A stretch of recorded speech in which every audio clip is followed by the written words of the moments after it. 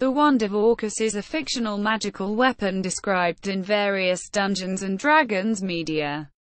Because of the popularity of Orcus as a villain within the Dungeons & Dragons universe, many different authors have written materials describing artifacts created by or associated with the character. The Wand of Orcus is consistently the most important and most described of these artifacts. Appearance and abilities. The Wand of Orcus is first presented in the Eldritch Wizardry supplement in 1976 by Gary Gygax and Brian Bloom for the original White Box Dungeons & Dragons game. There, it is also called the Wand of Death, or Orcus's Wand, and is described as a rod of obsidian topped by a skull. It was mentioned in the first Advanced Dungeons & Dragons Monster Manual by Gary Gygax, with an illustration by David C. Sutherland III on page 18. The wand was further detailed on page 162 of the 1979 Dungeon Master's Guide, also by Gygax, in the section on treasure, artifacts and relics. Another illustration of the wand appears on page 101 of the second edition boxed set Planes of Chaos, 1994, by Lester Smith and Wolfgang Bauer for the Planescape setting, in the section on Pandemonium. Third edition game statistics for the wand appear in the Book of Vile Darkness, 2002, by Monty Cook, on page 122. The Wand of Orcus appears in the 5th edition Dungeon Master's Guide, 2014. The adventure Dead Gods describes the wand as a 3-foot-long iron scepter with a human skull set into one end, while the Book of Vile Darkness describes the wand, with 3rd edition statistics, as a black obsidian and iron rod, which is topped with the skull of a human hero slain by Orcus. The 4th edition Monster Manual describes the wand as a heavy mace tipped with an enormous skull, and states that its smooth obsidian haft is studded with blood rubies. This instrument causes death, or annihilation, to any creature, by touching it to their flesh, except for creatures of like status to Orcus himself. The Encyclopedia Magica Volume 4 adds to the description from Eldritch Wizardry that an attempt by a character other than Orcus to use the wand to annihilate another creature only has a 50% chance of being successful, and the user will be subjected to a curse each time this is tried. The 4th edition Monster Manual states that the wand transforms those it slays into undead horrors, in addition to the damage it dispenses. The Encyclopedia Magica states that the wand also bestowed the magical abilities to move at double speed, cure light wounds once per day, speak with animals, or cause a serious wound. The Book of Vile Darkness also notes that Orcus himself is best known in some circles for his wand, an artifact of malefic might, and notes that the wand is more accurately described as a rod, and it also serves as his symbol. He relies heavily on his wand in combat, and prefers to kill foes in melee with it. In addition, the wand communicates silently with its wielder, in Abyssal, using brutal and gory imagery to highlight its blood-soaked ends.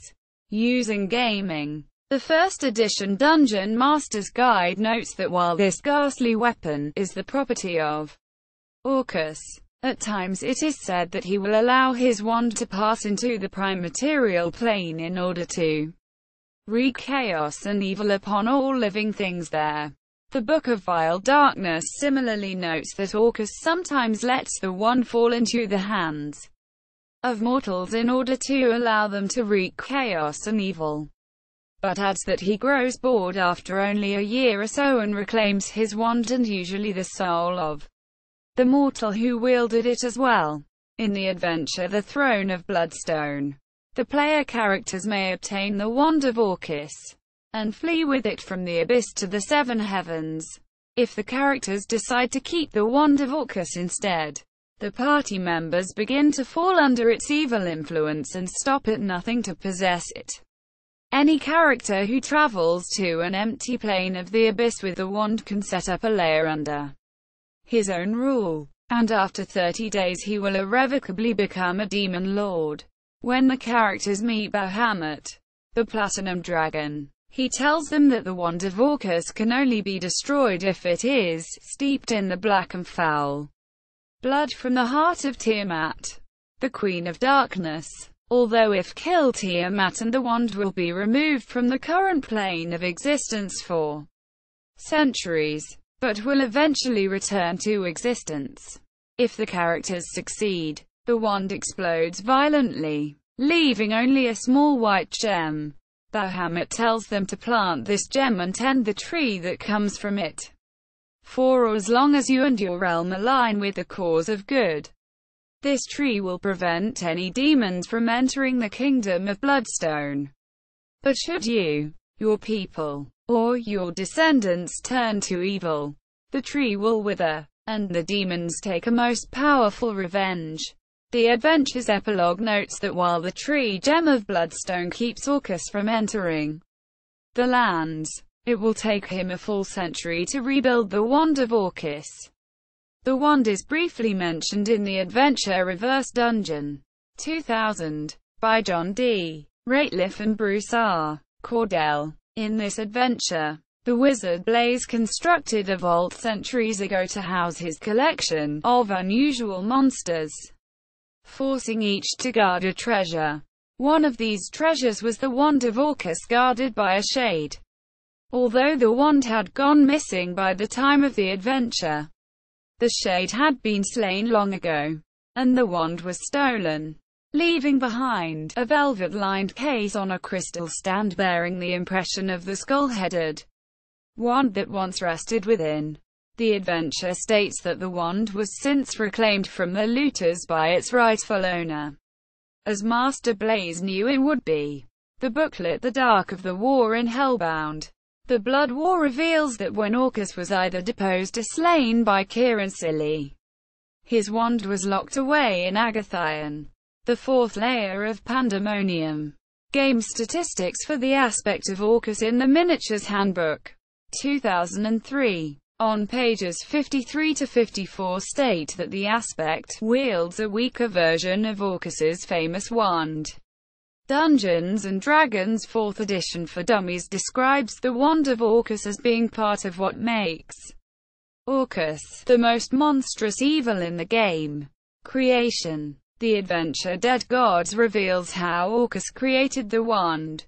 Long ago, he trapped the spirit of a mighty hero named Anarchicles within a circlet of control for a skeleton warrior, and safeguarded the item to keep it from being used against him. When Anarchicles died, Orcus removed the skull from his destroyed corpse, and placed it on the end of a long iron scepter, infusing it with some of Orcus's own essence, thus creating the Wand of Orcus. A character wearing the circlet can see through the eyes of the skull when within a few hundred feet. If the circlet is touched to the skull, both the circlet and the wand turn to dust.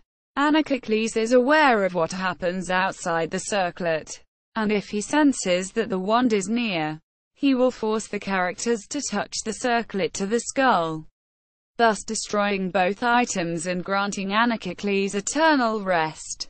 If the player characters are able to restore the memories of the Drow Erahe, he can tell them how Kiransili brought to him and the Drow Kestod to a cavern in a secluded area of Agathion. The player characters can find the wand in Agathion, in the Reliquary, the central cavern of a complex of caves, protected by invisible barriers. The wand is still intelligent and extraordinarily powerful despite being weakened since the death of Orcus, and created the maze of caverns that stretch outward from this cavern, hoping that it might be found. The wand can be found sitting upon a pedestal in the center of the cavern. Any character that makes the conscious choice to touch the circlet to the skull is destroyed along with the items. unless he concentrates on controlling the wand before touching it. Anacocles feels an insane sense of revenge for his imprisonment, and wants to kill anyone he can, especially anyone in possession of the circlet. If the characters find the wand but are not in possession of the circlet, they can send the wand away either by using great magic, or they can accomplish the same feat if one of the characters sacrifices his own life to reactivate the wand's ability to shift from one plane to another. Tenebris is being eaten up from the inside by the power of the last word, so he will die if he doesn't find the Wand of Orcus in Agathon. Assuming the characters destroyed the wand or sent it away. According to the 4th edition Monster Manual, some legends say that the skull atop the wand once belonged to a god of virtue and chivalry who dared challenge Orcus in battle, while other legends identify it as the skull of a human hero, implying that it was magically enlarged to its current size. Regardless, the goodness that once resided in this skull has been warped and perverted to monstrous evil.